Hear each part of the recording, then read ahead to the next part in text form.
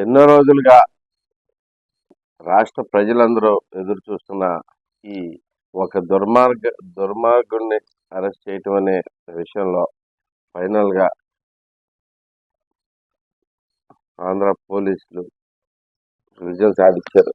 అయితే ఎన్ని దుర్మార్గాలకి పాల్పడటమే కాకుండా వాటిని కప్పిపుచ్చుకోవడానికి పదే పదే వేరు వేరు తప్పులు చేసుకుంటూ ఒకదాని మీద ఒకటి అంటే తప్పులు చేసుకుంటూ ఈ గత వైసీపీ పాలనలో జరిగిన ప్రతి ప్రోగ్రామ్ ప్రతి విషయంలోనే ఇలాగే జరుగుతూ ఉంది. అయితే అన్నిట్లోకి ఇంకా దుర్మార్గంగా ఎవరైతే బాధితుడు ఉన్నాడో బాధితుడు అంటే గన్నవరం పార్టీ ఆఫీస్ మీద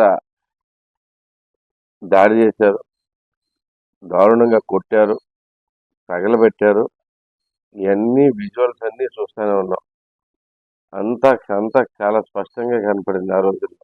ఫైనల్ గా ఇప్పుడు న్యాయం జరుగుతుంది అనే వాళ్ళందరినీ అరెస్టుల పర్వం జరుగుతుండగా అంటే ఏదో సినిమాలో చూపించినట్టుగా బాధితుడిని కిడ్నాప్ చేసి బెదిరించి వాళ్ళతోనే ఒక వాంగ్మూలం ఇప్పించి నాకేం సంబంధం లేదు, నేను ఫిర్యాదే చేయలేదు అంటే అసలు ఎలా ఎలా ఉందో ఒకసారి పరిస్థితి ఆలోచించింది.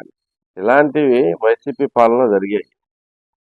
ఇప్పుడైతే కనుక అవకాశమే లేదు. ప్రజలందరూ కూడా గమనిస్తా ఉన్నారు. బాధితుడినేమే కిడ్నాప్ చేసి భయభ్రాంతులు చేసి వాళ్ళతో వాంగ్మూలం ఇప్పించినంత మాత్రాన అది బయటకు వచ్చేస్తుంది. మనంతా సేఫ్ అయిపోతాం అనుకుంటాం. ఇప్పుడు కుదిరే పరిస్థితి లేదు. ఓకే, ఎంత దుర్మార్గం ఒకసారి ఆలోచించింది. అయితే ఈ లోపే కుటుంబ సభ్యులు కేసు కిడ్నాప్ అయిన సంగతి కేసు పెడతాం జరిగింది. దాని మీద పోలీసులు ఇన్వెస్టిగేషన్ చేశారు. ఇమీడియట్ గా వెంటనే అరెస్ట్ చేయడం జరిగింది. సత్వర న్యాయం అంటే ఇలా జరుగుతుంది.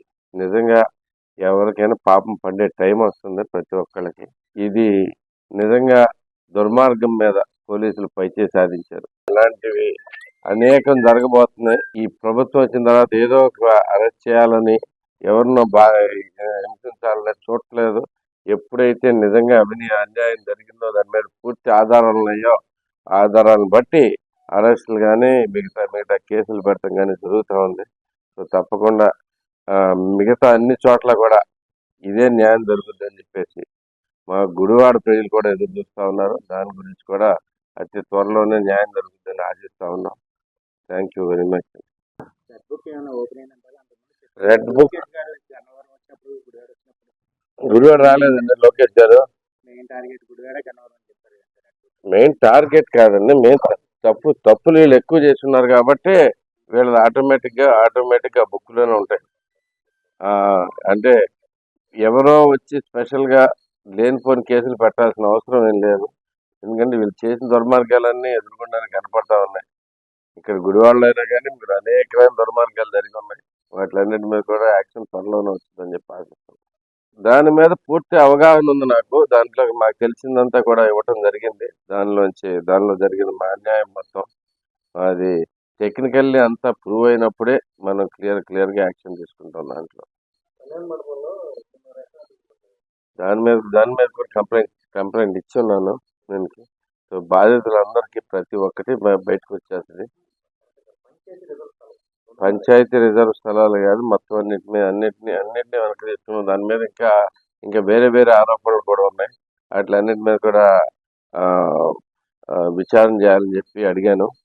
సో దాని మీద కూడా త్వరలోనే విచారణ స్టార్ట్ అవుతుందని ఆశిస్తున్నాను.